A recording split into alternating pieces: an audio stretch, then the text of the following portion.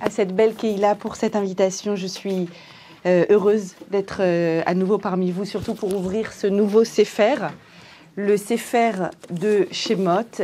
Et effectivement, nous sommes en pleine ces jours-ci négociation autour de Shemot, autour de noms, les noms qui vont arriver, Bezrat Hashem, en pleine santé. Amen, que ça se fasse de la meilleure façon possible. Ces noms-là qu'on attend tellement, ces noms de personnes qui vont être sauvées, merci beaucoup.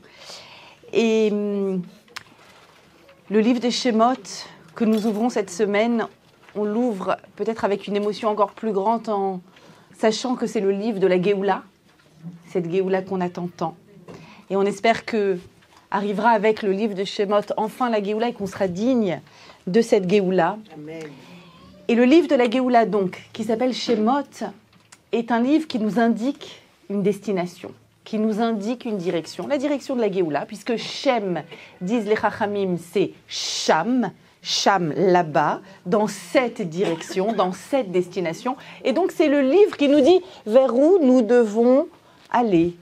Comment faire pour être digne de cette Géoula. Mais Shem, c'est aussi, vous le savez, Shem, l'essence de quelque chose. Parce que ce livre définit l'essence du peuple juif. Qu'est-ce que c'est ? Qu'est-ce que c'est que ces Béné Israël qui apparaissent dans le livre de Shemot ? Vaïr, Bou, ils se multiplient. C'est la première fois qu'arrive ce concept-là de Am Israël, de Béné Israël. Ces nombreux Béné Israël qui prennent tellement de place aux yeux de Pharaon, qui réussissent tellement. Vous voyez, c'est les mêmes concepts qui reviennent au fil des millénaires. Qu'est-ce que c'est qu'Israël ?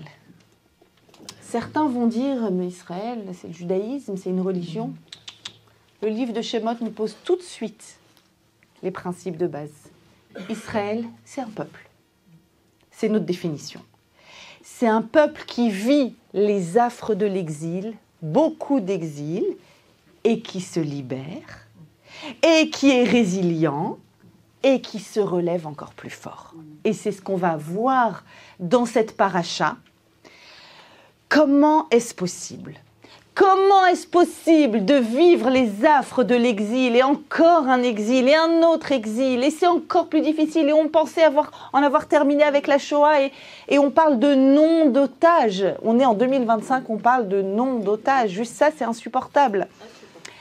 Comment est-ce possible ? C'est possible que l'on soit résilient, c'est possible que l'on se relève encore plus fort parce que nous sommes un peuple et qu'il y a un fil invisible qui nous relie tous les uns avec les autres. Et on va découvrir ensemble dans ce cours qui nous sommes et comment est-ce qu'on fait pour faire peuple. Il ne faut pas juste être un peuple, dispersé, retourner sur sa terre, et nous les exilés, on n'a pas encore ce mérite, Bezrat Hashem, je nous le souhaite. Comment on fait pour faire peuple ? Et on va essayer de comprendre ça à travers l'exploration d'une identité particulière qui est celle de Moshe. Moshe qui apparaît dans cette paracha et qui apparaît déjà avec énormément de situations très particulières les unes après les autres. Il se passe énormément de choses pour Moshe dans notre paracha, comme on va le voir. Alors regardez, vous avez, pour celles qui ont la feuille, on va regarder dans le texte. Je vous ai mis les psukim, je vous ai mis la traduction, et je veux qu'on se remplisse des mots kdoshim, des mots kadosh de la Torah.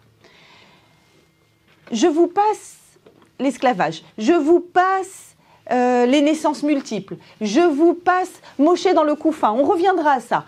Je vous place dans le 3e chapitre, on est toujours dans Shemot, quand Moshe, vous vous souvenez, a fui à Midian parce que Paro voulait le tuer, et là-bas, donc, il épouse Tzipora, il est berger, comme tous nos avot, et là, le fameux buisson ardent, la fameuse première révélation de Dieu à Moshe, et il est étonné, il voit ce buisson, il s'approche, Hachem lui dit d'enlever ses chaussures, il se présente. Anouchi Elohé Avraham, Yitzhak, Veyaakov, je suis donc celui qui a promis Eretz, Zavat, Trala, Voudvash, c'est dans notre paracha, la terre où coule le lait et le miel. Et il lui dit, let my people go. On y va. Il va falloir que tu ailles chez Paro et que tu lui dis, ça y est, j'ai entendu la plainte des béné Israël, c'est le moment de sortir. Quelle est la première réponse de Moshe? Il y aura un dialogue avec 5 allers-retours entre Akadosh Baruch Hu et Moshe qui ne veut pas de cette mission. Quelle est sa première réaction? Vayomer Moshe el Elokim. Moshe s'adresse à Hachem et lui dit, Mi Anochi, qui suis-je? Qui elech el Paro. Pour que ce soit moi que tu choisisses pour aller chez Paro. Qui suis-je? Vechiotzi et Bnei Israël Mitzraïm. Et en plus de les faire sortir d'Égypte. Impossible. Impossible. Et on va pour commencer s'arrêter sur ce Mi Anochi.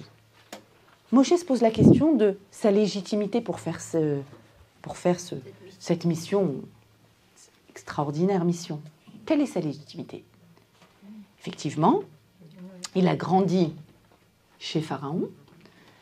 Et d'ailleurs, quelques versets avant, les filles d'Yitro l'ont repéré. Et quand elles parlent de lui, elles disent « Ish Mitzri Hitzilani », c'est un Égyptien. Il a l'aspect d'un Égyptien, il parle égyptien, il s'habille égyptien. Il est un Égyptien à Midian. Et il se pose la question de sa légitimité vis-à-vis des Béné Israël, sa légitimité vis-à-vis de Pharaon, puisque c'est un nouveau roi. On l'a appris dans les psukim, un nouveau roi qui est arrivé. Bref, qu'est-ce qu'il y a de particulier en moi pour pouvoir faire ça? Mais on peut aussi se dire que, étant égyptien, parlant l'égyptien, ayant grandi chez Pharaon, il a peut-être les codes. Il a peut-être quand même certaines notions concernant la royauté égyptienne, et peut-être que ça peut lui conférer justement une légitimité, alors peut-être pas vis-à-vis des Béné Israël, parce que ça fait de nombreuses années qu'il est parti, mais peut-être vis-à-vis du Pharaon. En tout cas, lui se voit et se perçoit comme illégitime. Hachem va le rassurer, il va lui dire « Eye imcha ». Autrement dit, c'est peut-être toi physiquement qui y vas, mais c'est pas toi. C'est pas toi, c'est moi à travers toi. Alors pour comprendre, pour répondre, tenter de répondre à cette question, la question de Moshe qui est la nôtre, Mi Anochi. Mi Anochi qu'on peut se poser à nos tout petits niveaux si on voit une mission à l'échelle de notre famille ou de notre communauté qui nous semble trop importante, notre première réaction c'est souvent de dire aussi Mi Anochi. Ben oui, il y a plein de choses à régler dans le monde. Il y a plein de choses à faire. Il y a énormément à réaliser. J'ai un Shem, j'ai une essence. J'ai un Sham, j'ai une destination. Mais Mi Anochi. Mais il ne faut pas faire la fausse humilité. Alors, Moshe est un homme, on le sait, Anav Mikol Adam. Il est extrêmement humble. Mais est-ce une question d'humilité? Alors, les Chachamim sur place disent il est tellement humble qu'il se voit illégitime. Mais ce qu'on va découvrir ensemble, c'est peut-être que c'est parce qu'il y a de l'humilité qu'il est capable et digne de cette mission. Et c'est ça qu'on va essayer de comprendre. À travers quoi? J'ai envie de comprendre qui est Moshe. Hachem l'a sélectionné, il l'a choisi. Il a choisi en Midian, loin de l'Égypte, et alors qu'il n'a pas grandi avec la servitude, d'accord? Il l'a vu, mais il ne l'a pas vécu. Mais Hachem a décidé que c'était lui.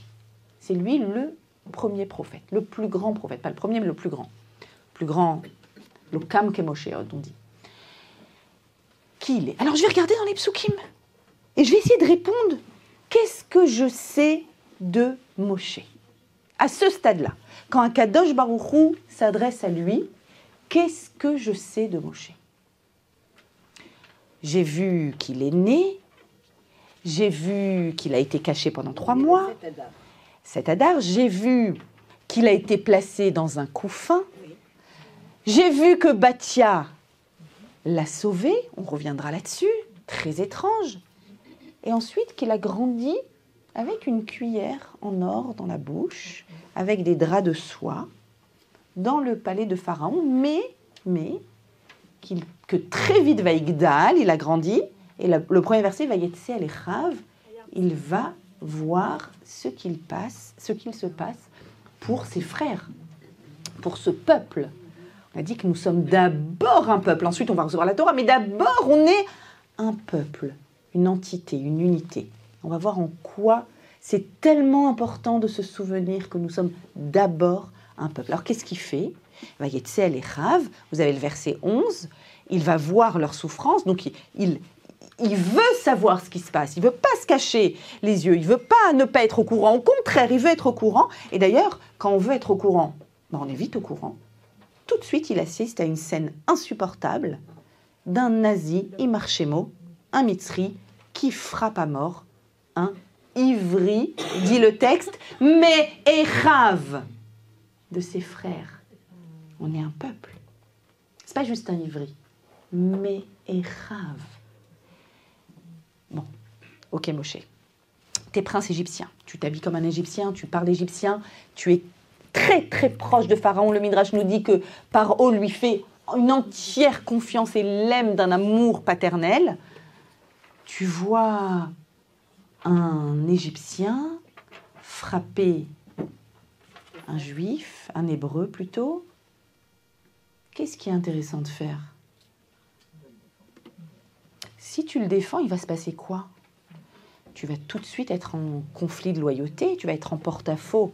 C'est ce qui va se passer d'ailleurs, il va devoir s'enfuir. Tu as envie de les sauver ? Sois diplomate. Bon, là, on est à Auschwitz. On est à Be'eri le 7 octobre, là. Ok ? C'est l'horreur. Bon, il y en a un. C'est horrible. Encore un qui souffre. Ok. Il faut que je devienne un excellent diplomate. Il faut que je graphise les gestions. Il faut que je devienne peut-être roi. Peut-être fils de Pharaon. Et je ne vais pas en sauver un, je vais en sauver plein, tous. Et j'arrêterai l'esclavage. Mais voilà que pour Moshe, c'est pas possible. C'est impossible de ne pas réagir. Même si ça lui en coûte, c'est ce qui va se passer, de devoir s'enfuir et de ne plus être présent. Il n'arrive pas à ne pas réagir. Premier événement. Deuxième événement, Bayom Hasheni, le lendemain. Ça va vite. Le lendemain, il voit maintenant deux Hébreux en train de se disputer. Et il dit, Lama takerecha, pourquoi tu frappes ? On ne peut pas frapper, je ne peux pas. Encore une fois, je ne peux pas ne pas me mêler. C'est impossible pour moi de ne pas me mêler. Je vois une injustice, je vois une souffrance, je suis obligée d'agir. Pourquoi tu le frappes ? Tout de suite, réponse de cet homme, de ce rachat. Mais tu te prends pour qui pour décider, pour te mêler ? Tu te prends pour qui ? Et effectivement, Achen Noda Adavar, ça veut dire qu'il y a des délateurs, ça veut dire que mon histoire a été colportée, ça veut dire que je suis en danger et il va devoir s'enfuir. On est là, j'ai commencé mon histoire au verset 11. Je suis au verset 16. 5 versets après. 5 psukim. C'est rapide. Qu'est-ce qui se passe ? Ul Kohen Midian Sheva Banot. Donc le prêtre de Midian a 7 filles. Elles viennent puiser pour remplir les auges, pour abreuver les brebis de leur père. Vayavou Aroim Vayegarshum. Il y a d'autres bergers qui arrivent et qui les remballent et qui les empêchent d'abreuver leurs troupeaux. Encore une injustice, encore la loi du plus fort, encore des personnes qui souffrent. Vayoshian, Vaya comme Moshe se lève. D'abord, il se lève, décision, Vayoshian, il les sauve et il abreuve leur bétail. En 5 psukim, il y a 3 fois, dans 3 situations différentes. On ne connaît pas Moshe encore. Vaïgdal, il a grandi. Je ne sais pas qui il est, je ne sais rien de lui. D'accord ? Essayez de lire la Torah avec des yeux vierges. La seule chose que je sais, c'est qu'en 5 psukim, dans 3 situations, il arrive et il se mêle pour prendre la défense du plus faible. C'est ce que l'on sait de Moshe à ce moment-là. Mais si je réfléchis un tout petit peu, je comprends qu'effectivement Moshe donc, est tout désigné pour être le futur libérateur d'Israël, il ne peut pas ne pas réagir quand il voit une souffrance ou une injustice, mais il a ça dans son essence à l'intérieur de lui. Comment je sais ? Parce qu'il s'appelle Moshe. Et Moshe, c'est son nom égyptien, c'est pas le nom que lui ont donné ses parents Amram et Yocheved, pas du tout. Le Midrash nous dit qu'il y avait 10 noms. Oui, il y a 10 noms en fonction de 10 qualificatifs. On connaît même le nom que ses parents lui ont donné. Ce nom-là, c'est lequel ? Et c'est le nom qui va rester pour toujours. C'est le nom que Bathia, la fille de Paro, lui a donné. Pourquoi ce nom ? Min hamai meshitihu, je l'ai extrait des eaux, je l'ai retiré des eaux, c'est son nom. Et donc, si je veux comprendre mi anochi, qui je suis pour pouvoir apporter la Géoula du Ham Israël, et je vous en prie, entendez aussi mi anochi, qui sommes-nous pour pouvoir activer notre Géoula, il faut qu'on aille dans le sens de Moshe. Moshe voit quelque chose d'insupportable et il ne peut pas rester les bras croisés. Non mais tu comprends, ça se fait pas, ne dis pas, mais c'est comme ça, mais tout le monde est au courant et personne ne dit rien. Mais je ne peux pas, dit Moshe. Peu importe ce que ça va me coûter. Je ne peux pas ne pas dire. Mais d'où tu as appris ça, Moshe ? De Bathia. De Bathia. Tiens, c'est ton histoire. Tu portes ça dans ton nom, c'est-à-dire dans ton essence. Qu'a fait Bathia ? Bathia, on va sortir une seconde des histoires qu'on nous a racontées à la maternelle. On a été bercé avec ça et c'est super. Venez, on lit la Torah avec un œil nouveau. La fille de Paro, la princesse du royaume, de la plus grande puissance. Cette fille-là descend pour se baigner au fleuve, au Nil. Ok, avec toute sa cour. Et elle entend un bébé qui pleure. Et elle est ô combien au courant du décret de son père. Les petits garçons vont être jetés dans le Nil. Elle le sait. Est-ce que c'est étonnant qu'il y ait des bébés dans le Nil ? Non, c'est ce que papa a décidé. Papa, c'est Hitler. Il marchait mauvais héros. Il a une haine qui coule dans ses veines et elle a été biberonnée à cette haine. Il faut qu'il n'en reste aucun. On va juste garder leur ADN à travers les filles parce que c'est un bon ADN. Mais les filles vont devenir des Égyptiennes, ce qu'elles n'ont jamais fait, les jeunes filles juives qui ont survécu. Mais on va tous les exterminer. On connaît malheureusement ce discours. On connaît cette haine absolue. Elle grandit là-dedans. Elle va au fleuve. Elle entend un bébé qui pleure. C'est une femme, elle est sensible, ok, disons. Et tu vas faire quoi, Bathia ? Tu vas le ramener à la maison ? Il va dire quoi, papa ? Il va te massacrer avec le bébé. Qu'est-ce que ça veut dire ? Quelle est la chance ? Y a-t-il une chance sur 1 million que tu puisses prendre un bébé, certainement que c'est un hébreu, que tu l'amènes dans le palais de Pharaon et que tu réussisses à l'élever parce qu'il te touche, parce qu'il est beau, parce qu'il est mignon, parce que tu as été sensible. Mais enfin, ouvre tes yeux, Bathia. Il n'y a aucune chance que tu y arrives, aucune. C'est même pas la peine d'essayer. On aurait été à côté. Je vous dis, écoute, Bathia, voilà. Il suffit d'imaginer qui est la personne la plus proche d'Hitler, il marche mauvais héros, qui décide de sauver un juif dans un camp. On réalise que c'est mission impossible. Baruch Ata Adonai Eloheinu Melech haolam she'akol yamid ba'or. Amen. Je regarde juste les dédicaces. Non, mais Amen. C'est impossible. Alors, et pourtant, elle va le faire. Il va être allaité encore quelque temps par sa maman, qui va recevoir en plus un paiement.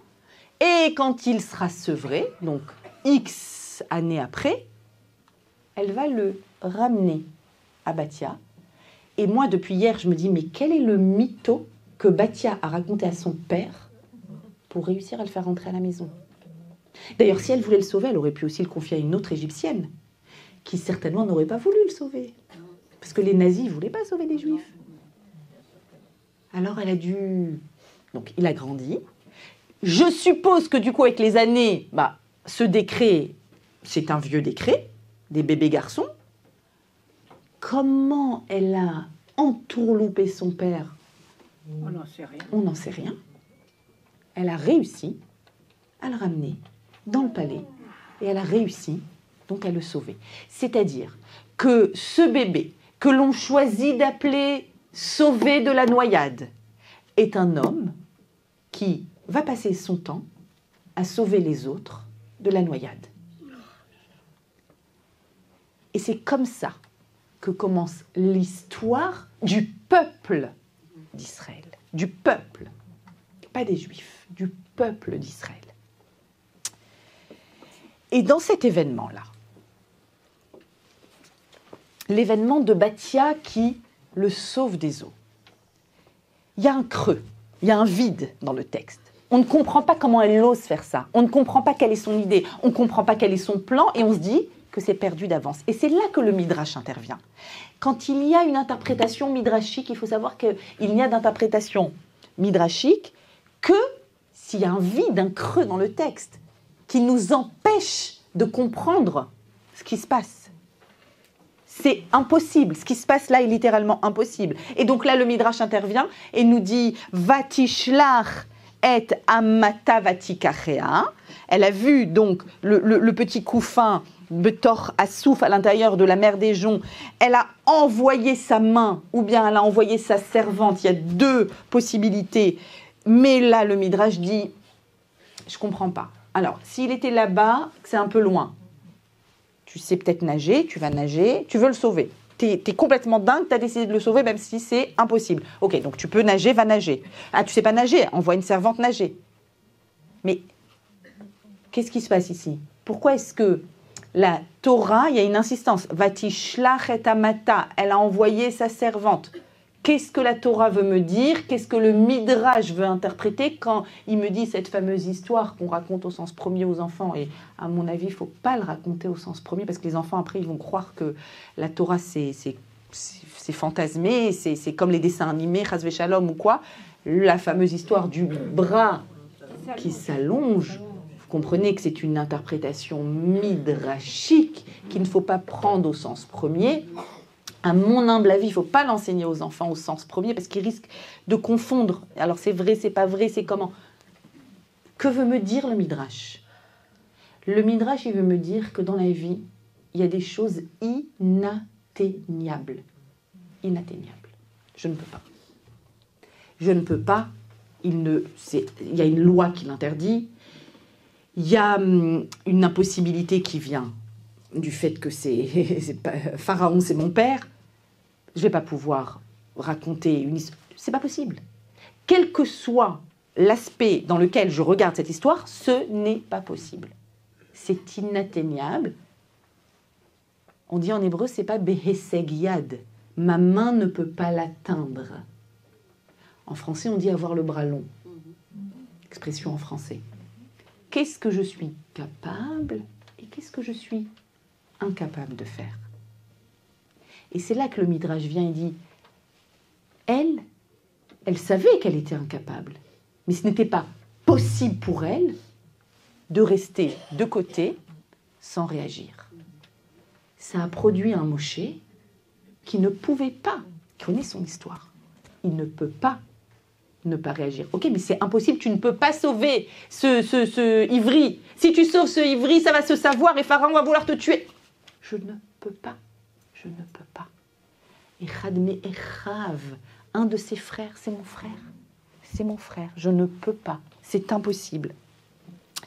Et donc, ici, on voit donc qu'elle s'est acharnée. On voit que Moshe, par la suite, s'est acharné et que c'était infaisable. Mais comme ils ne savaient pas que c'était infaisable, donc ils l'ont fait.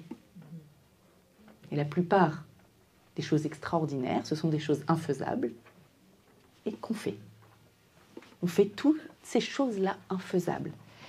Et pour pouvoir faire quelque chose d'infaisable, il y a une condition sine qua non. Comment est-ce que je peux agir, que ce soit dans mon échelle familiale ou communautaire ou clan Israël? Comment je peux agir si quelque chose me paraît de toute évidence infaisable? Par la force. Ah, il faut de l'adrénaline, ça je suis bien d'accord, de la force, de la volonté, du... Très bien. Il faut prier, il faut l'aide d'Akadosh Baruch Hu, tout est juste. Et il y a un ingrédient que j'ai découvert en préparant ce cours qui m'a bouleversée. C'est l'ADN. Et que je voudrais partager avec vous. Parce que cet ingrédient-là, cet outil, me permet de mettre des nouvelles lunettes sur le monde. Quand Moshe parle pour la première fois à Kadosh Baruch Hu, il dit « Mi Anochi ». Ensemble, on a exploré, on a dit « tu as été sauvé des eaux, donc tu as un drôlement bon exemple. » Et puis ensuite, on a vu que tu t'es déjà entraîné 3 fois, en 5 versets, tu t'es entraîné 3 fois à sauver des personnes. Mais justement, pour pouvoir sauver quelqu'un, il faut, ou je vais le dire autrement, pour pouvoir rencontrer quelqu'un, parce qu'avant de le sauver, il faut le rencontrer. Il faut rencontrer ce frère, il faut rencontrer ce bébé pour Batia. Il faut rencontrer les filles du Cohen Midian pour pouvoir... Il faut les rencontrer. Et ensuite les sauver. Pour pouvoir rencontrer quelqu'un, il faut le rencontrer en étant dépouillé de son propre ego. Dépouillé. C'est-à-dire qu'il faut faire une rencontre sincère d'une âme qui rencontre une âme, d'une personne à une personne, mais dépouillée de quoi? De mes préjugés, de mes certitudes, de mes intérêts, de mon ego, de mon histoire, de ma culture, de tout ce qui fait, tous les différents costumes que je porte dans ma vie. Je dois me dépouiller de tout ça pour aller à la rencontre d'une essence humaine, à la rencontre d'une personne. Le Mi Anochi de Moshe nous donne une indication sur sa posture. C'est pour ça qu'on disait tout à l'heure, l'humilité va être un atout. Parce que dans l'humilité, il y a la capacité de retirer tous ces vêtements-là, pour utiliser un langage, le langage du Tanya, le langage de la Chassidoute, les différents vêtements de notre âme qui ne sont pas notre âme. On va retirer tous ces costumes-là, toutes ces certitudes, pour pouvoir vraiment rencontrer quelqu'un. Et en fait, ce qu'a fait Batia quand elle est allée rencontrer ce bébé, parce que la question reste entière. Bon, il y a eu malheureusement un nombre incroyable de bébés qui sont morts dans ce Nil. Qu'est-ce qui s'est passé? Elle est allée rencontrer ce bébé. Elle est allée s'approcher, elle l'a entendu, elle s'est approchée du couffin, elle l'a vu, elle l'a rencontré. Elle a rencontré une âme, elle a rencontré une intériorité. Pas le fait qu'il est hébreu, pas le fait qu'il y a un décret, et elle s'est dépouillée de son histoire, son père. C'est, je vous le dis en une phrase, c'est la chose la plus difficile qui soit. Se dépouiller de toute la charge familiale, ancestrale, royale, protocolaire, des codes, et même nous dépouiller de tout ce qui fait ce que nous sommes, en tout cas on croit que ça fait ce que nous sommes, pour aller vraiment rencontrer. Et donc vraiment pouvoir être en lien, en connexion. On s'est posé la question qui nous sommes. On est un peuple. On est un peuple avant de recevoir la Torah. Béné Israël. Les enfants du même papa Israël. Donc des frères. Qu'est-ce qui fait que nous sommes capables de nous rencontrer les uns les autres? Qu'est-ce qui fait qu'on peut être en lien vraiment? Pas des liens d'intérêt. Pas des partenariats, non, des rencontres humaines. De voir l'humanité, de rencontrer l'humanité qui est chez l'autre et de le laisser découvrir notre propre humanité.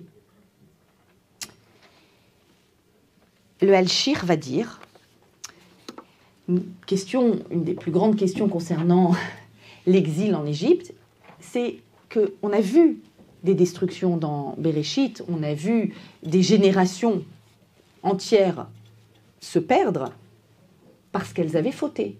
La génération du déluge, la génération de la tour de Babel, Sédom. Dites-moi, les Bnei Israël, ils n'ont pas encore reçu la Torah. Ils n'ont pas encore reçu la Torah. Ils n'ont pas encore de mitzvot. Bon, ils ont reçu de Yaakov, ils ont reçu... Mais qu'est-ce qu'ils ont fait de si grave pour mériter cet horrible asservissement? Quelle était leur faute? Tous les Chachamim s'arrêtent sur cette question, mais les exils d'après Nabucodonosor, Titus, Haman, oui, il y a eu, les Névim nous disent, on s'est mal compris, on avait la Torah, on devait aller Cham, dans cette direction, dans la direction de la Géoula, malheureusement on a pris des chemins de traverse, il s'est passé ce qui s'est passé, mais qu'est-ce qui s'est passé en Mitzrayim? Vous savez qu'il n'est pas compté dans les 4 exils, Mitzrayim. Il préfigure les 4 exils. Qu'est-ce qui s'est passé? Et le Al-Shir HaKadosh va nous expliquer, il dit, le principe est que la décision de les exiler en Égypte était divine afin de souffrir pour retirer la morsure du serpent. Je vais expliquer. De la même façon que l'on retire les scories de l'argent ou de l'or dans un four, les Hébreux étaient comme de l'argent lors de la sortie d'Égypte et les scories, quant à elles, ont été retirées lors de la plaie de l'obscurité. Comme il est écrit dans le livre de Devarim, c'est écrit « Va etrem lakach Hashem ». Moshe dit « Hashem vous a pris, mais cours à Barzel ». C'est quoi cours à Barzel? C'est le creuset dans lequel on va fabriquer l'or, l'argent, le fer, etc. « Mi mitzraim liot lo le'am nachala ». Il nous compare, le texte de la Torah dit, c'est comme quand on travaille un métal à l'intérieur de ce creuset pour retirer les scories. C'est-à-dire qu'il y a des imperfections, il y a des particules, je ne sais pas comment ça s'appelle, des déchets à retirer. C'est quoi ces déchets à retirer? Ces déchets, c'est, en fait, il avait parlé de la morsure du serpent, c'est quoi? On est en train de nous parler du Chet Adam Arishon, de l'ego, du moi, du jeu qui déborde. Et ce jeu qui déborde m'empêche de me connecter à l'autre. Quand j'arrive vers quelqu'un et que je suis remplie de moi-même, mes émotions, mes angoisses, ma tristesse, ma rancune, tout ce qui m'habite, je ne peux pas véritablement aller à la rencontre de l'autre. Et c'est en filigrane ce que me montre la paracha de Shemot. Bathia s'est dépouillée de tellement de choses pour pouvoir rencontrer Moshe. Moshe s'est dépouillé de tellement de choses pour pouvoir rencontrer ses frères, pour pouvoir sauver les filles de Yitro. Et nous qui devons faire un peuple, nous qui devons être peuple, comment est-ce qu'on peut se connecter les uns aux autres véritablement? Comment cesser les scissions? Comment cesser Tout le monde sait dans quel état était le peuple d'Israël la veille du 7 octobre. On parle d'Israël du 6 octobre, c'est devenu un concept. Et même dans nos communautés, même dans nos familles. Comment je fais pour me connecter à l'autre? Alors je voudrais partager avec vous une grande découverte que j'ai faite dans l'art de la connexion à l'autre. Vous savez que je suis aussi thérapeute familiale de couple, et donc je suis toujours à la recherche de nouveaux outils. Et il y a un outil extraordinaire qui a été développé par une thérapeute, une psychologue israélienne, enfin suisse-israélienne, qui s'appelle Hedi Schleifer, et qui présente comment nous pouvons réellement nous rencontrer les uns les autres, et donc réellement communiquer, et donc réellement fabriquer une entité.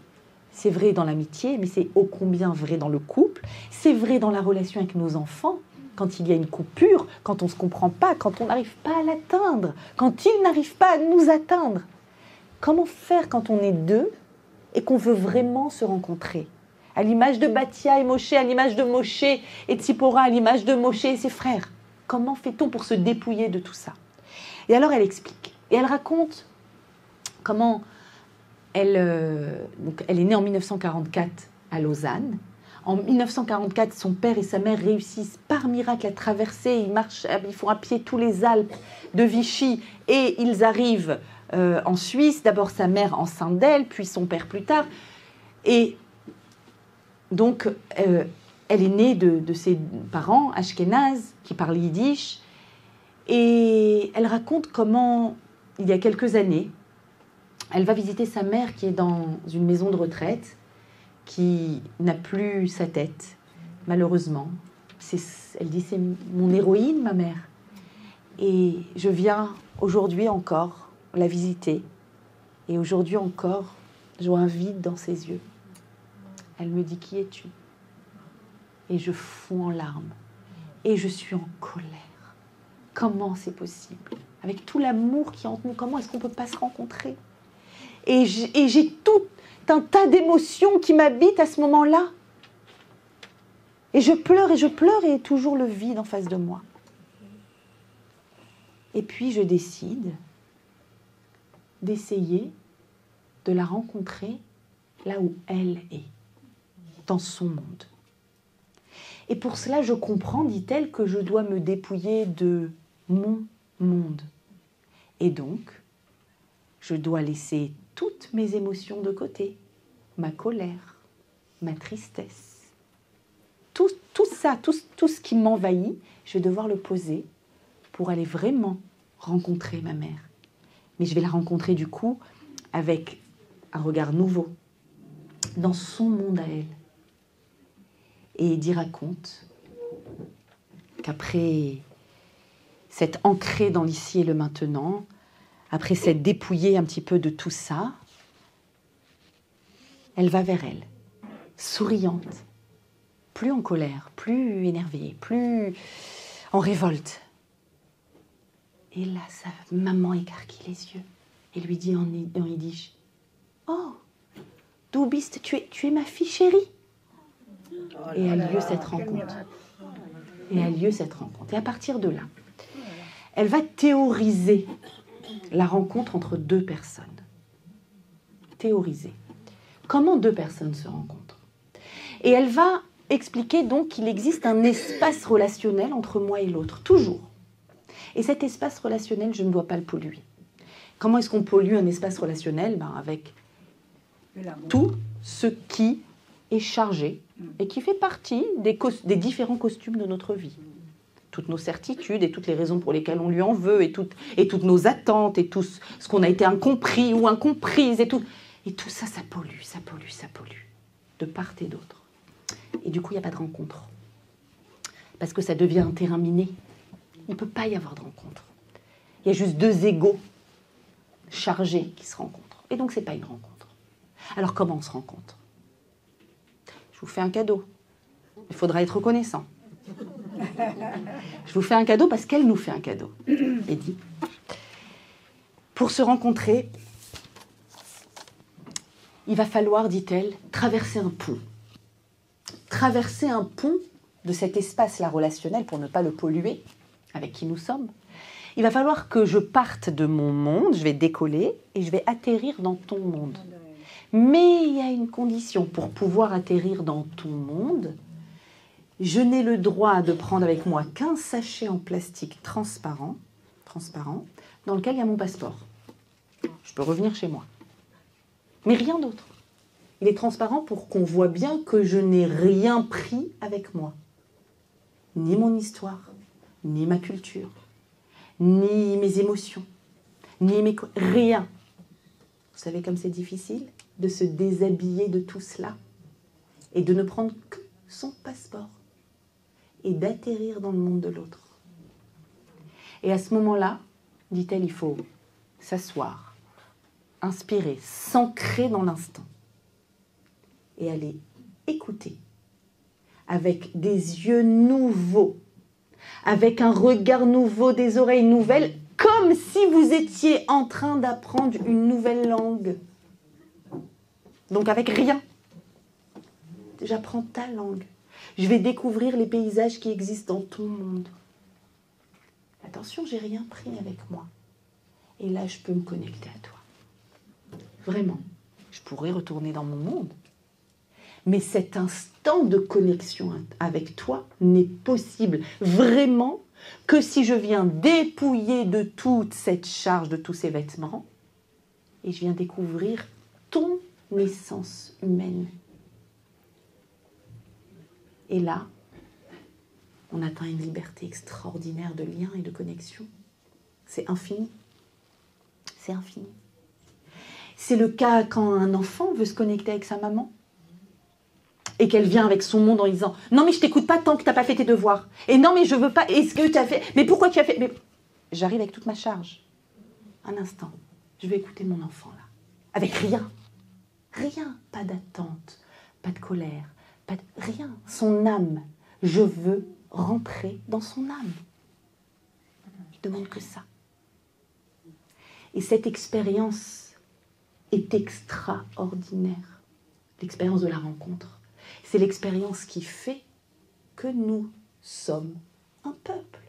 Même si tu es un juif des États-Unis, d'Australie, de Russie, d'Ukraine, nous sommes un peuple. Et donc, il y a une rencontre qui est possible. Mais je dois bannir toutes les frontières. Et les frontières, c'est mes habits, c'est mes costumes, c'est mes postures, c'est mes certitudes, c'est mon histoire, c'est ma culture. On ne fait pas comme ci, on fait comme ça se fait pas. Et pourquoi t'as fait? Genre, j'attendais. Et je dois enlever tout ça.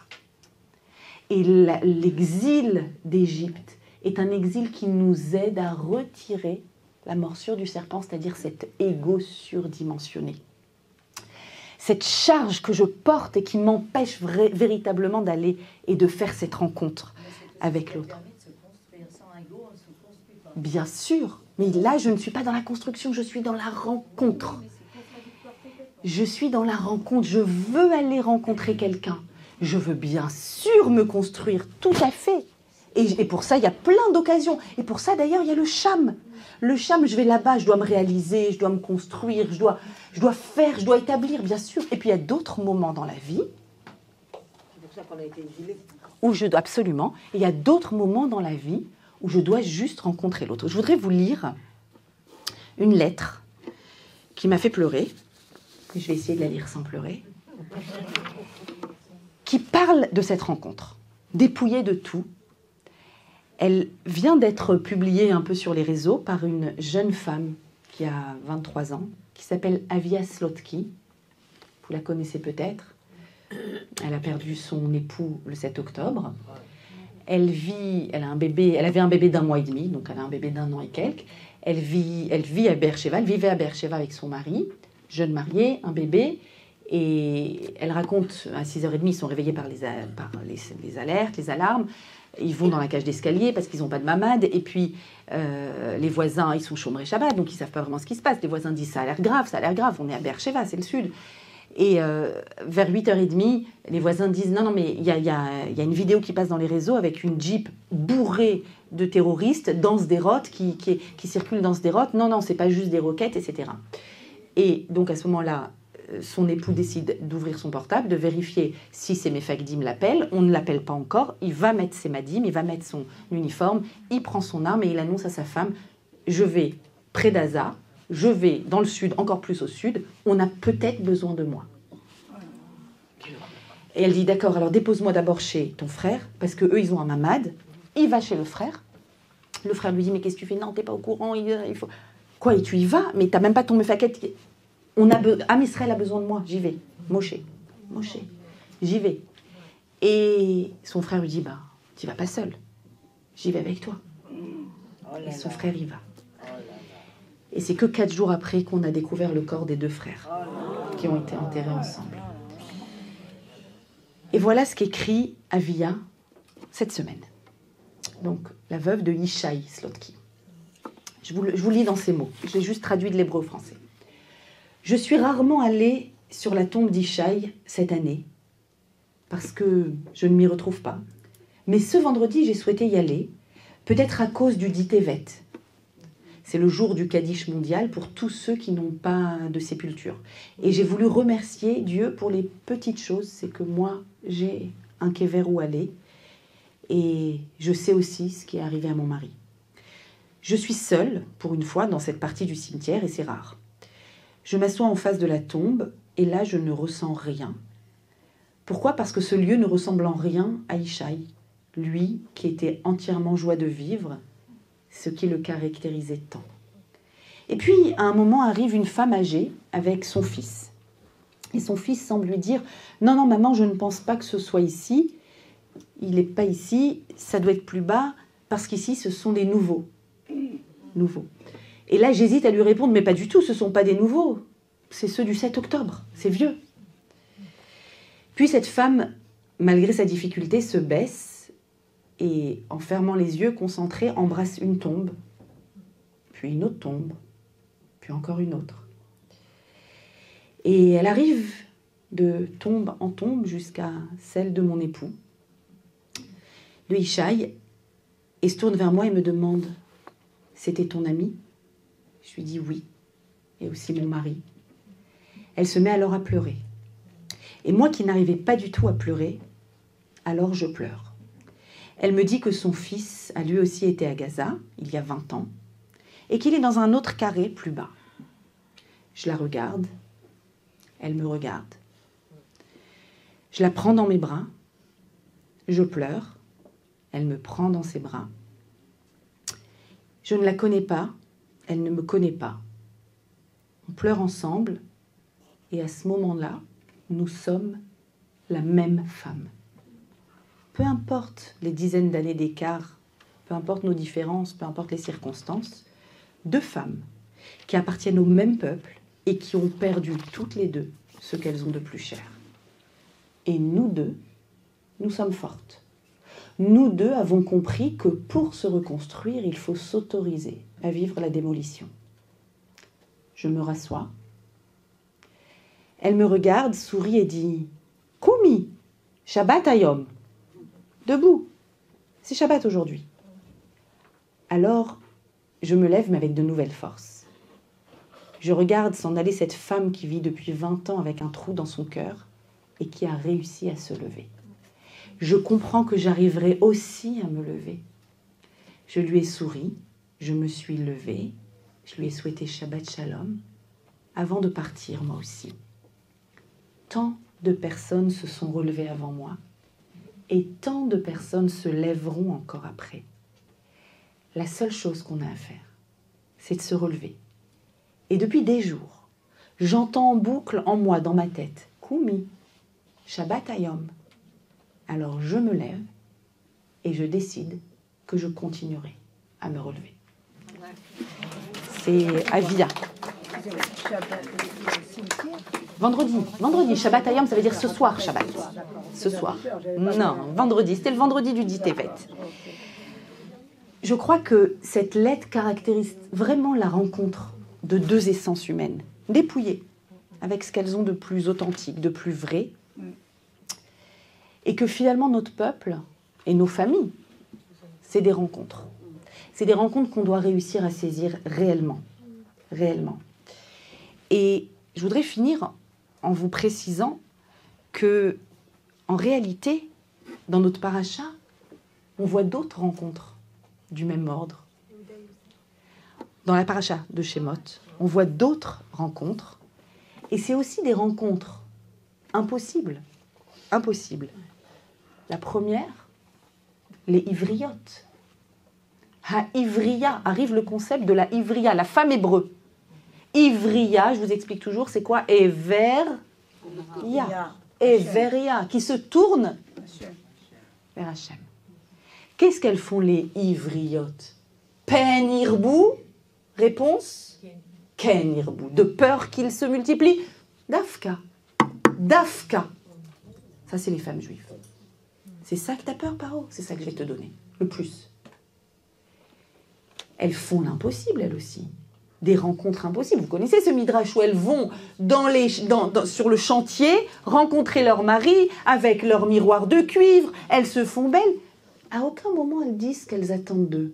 Si vous regardez bien le midrash, à aucun moment elles disent « New baby, please ». D'abord, c'est impensable, c'est inaudible, c'est indicible et c'est... Enfin, elles disent « Regarde, regarde, je me suis fait belle, c'est tout ». C'est-à-dire qu'elles viennent, j'ai réalisé encore une fois, dépouillées de leur désir, de leur volonté. Elles vont, Cham, là-bas. On va là-bas. Et pour aller là-bas, ça passe par ça. Et je vais te rencontrer où? Dans ton monde. Dans ton chantier. Vous savez, depuis combien d'années je me pose la question, pourquoi elles vont dans le chantier? Pourquoi elles n'attendent pas qu'ils rentrent à la maison le soir en mode talon? Coucou, la vie continue, on veut qu'elle continue. Pourquoi tu vas dans son chantier? Tu vas dans son monde. Tu vas le rencontrer là où il est. Le Midrash va plus loin, il dit qu'avec les petits poissons, elles ont extrait de l'huile, elles ont massé les cicatrices des coups de fouet. Elles sont allées voir ce qu'ils vivaient, même si elles aussi le vivaient. Je vais dans ton monde. D'autres héroïnes dans la paracha qui font une rencontre incroyable. Shifra et Poua. Encore une rencontre saisissante. Elles vont rencontrer ces bébés et dit le texte, on leur donne un nouveau nom, une nouvelle essence, Shifra Poua, Yochevet Bira, mais c'est Shifra Poua, pourquoi? Parce que l'une touche le bébé, le câline, l'embellit, et l'autre parle au bébé. Deux modes relationnels. Toucher, parler, dans son monde. Je vais aller là-bas. Je vais aller là-bas et je vais leur apporter ce dont ils ont besoin. Parce que elles, Shifra et Poua, ce dont elles avaient besoin, c'est d'obéir à Pharaon. Elles. Mais quel est le besoin des femmes qui sont en train d'accoucher? Quel est le besoin de ces bébés? Elles vont au-delà. Elles ne sont pas seulement sages-femmes, elles sont puéricultrices. C'est leur nom. Je vais aller dans son monde. Je vais l'aider à advenir. Je vais l'aider à être. Je vais l'aider à grandir. Je vais venir juste avec mon essence, ce que j'ai de plus authentique, pour te rencontrer, pour faire un peuple, pour créer cette unité. Et quand on sera vraiment un peuple, vraiment une famille, nos familles, nos communautés, notre peuple, alors à ce moment-là, à ce moment-là, il y aura la Géoula chez les mains. Amen.